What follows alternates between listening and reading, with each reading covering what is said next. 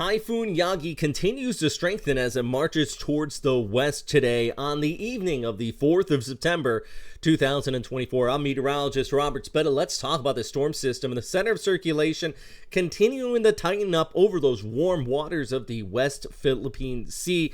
But just down towards the south, take a look at this. All of this cloud cover, this is those convective inflow rain bands we've been talking about for well over a week now, that as this storm system pulled away, and you can take a look at the track, this is expected to continue to intensify, heading out into northern areas of Hainan, around Hakoy, over towards northern Vietnam. This includes into the Hanoi area where you're going to be seeing typhoon conditions, but that inflow down towards the south is going to continue to pile up the rainfall. So let's talk about that and this storm system in general, and new areas back here towards the east, which likely is going to be developing a new storm as we go ahead into the latter part of this upcoming week. First, well, how about our storm system right now? And as mentioned, it is continuing to intensify. It is up to typhoon status with a very defined eye wall forming up around that center of circulation. In fact, visible satellite imagery today really kind of showing you clear on the present eye wall. I think what's really incredible about this image, you can see, that destructive winds over the water,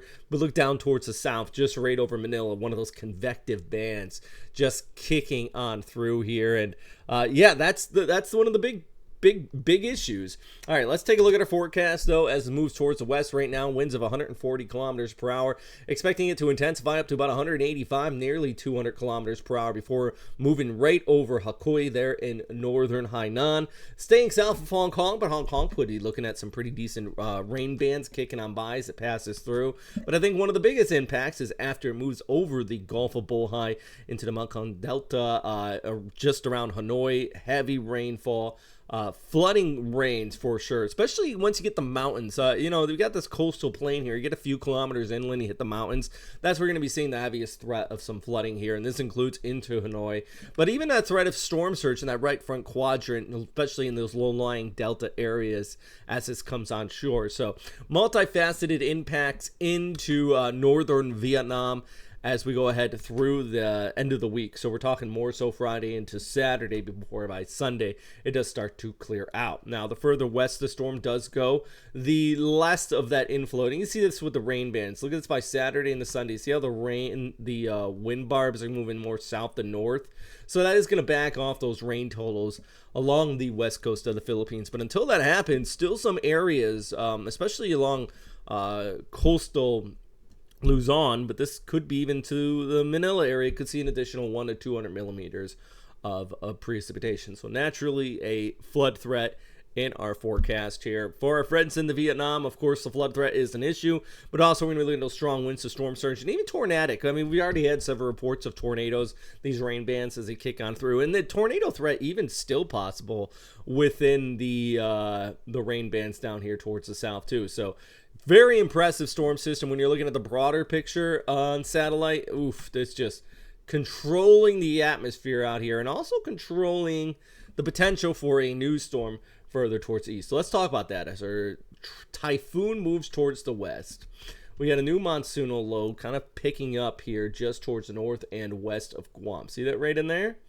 All the while, we also have another storm trying to develop towards the south of Guam. So you got this guy here, this one over here, Shanshan weakening at that point.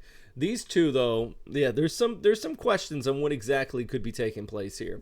And let's just walk through a couple of the guidance. This is with the long-range GFS. This is from our friends at Tropical Tidbits. Levi Cohen runs that site. Good guy.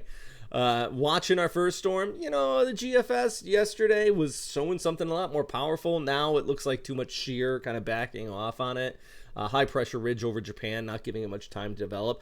But then it allows our storm near Guam to just blow up and become a potent storm in the Philippine Sea, while we take a look at the ECMWF, so another one of our global model guidances, watching Shanshan move towards the west. This also keeps our storm relatively weak, but shows a full-on typhoon in the Philippine Sea as well. So yesterday I may have said something different, but today kind of leaning more towards wanting to watch this area out towards the Marshall Islands. This could be one of those straight runner type storms that could eventually head towards the west and stay in those low latitudes and be a pretty potent storm system in the Philippine Sea as we look ahead. So we got time to watch it, but for now, all eyes are on our storm system over the West Philippine Sea as that moves towards the west into Hainan. Definitely going to be still an impactor with Habagat and typhoon impacts in northern Vietnam. So I don't want to get ahead of ourselves talking about the next storm. But of course, the goal here is to keep you informed as much as ahead of time as possible. Good news with this storm moving away. Our friends into Ikani Surf Resort support this channel. Check them out. They are in Northern Ilocos Norte. As the storm starts to move away, conditions will be improving for their tournament going on. So if you're out in Northern Luzon, you want something to do, stop by, let them know I sent them your way. Here's your forecast for Thursday, though. Main rain threat is Subic, Manila, Agno, Baguio. Yeah, all looking at that inflow coming around with those scattered showers along the west coast of Luzon, even down towards Palawan and western areas of Mindoro too, but especially Baguio, higher elevation, you get that extra orograph lifting and plenty of impacts to be had. Anyways, that's all for today. If you have questions, though, please let me know. I'm doing my best to keep you guys posted on this storm system and everything else going on in the Western Pacific today. So if you have any questions, just let me know. Rapidly intensifying typhoon out here.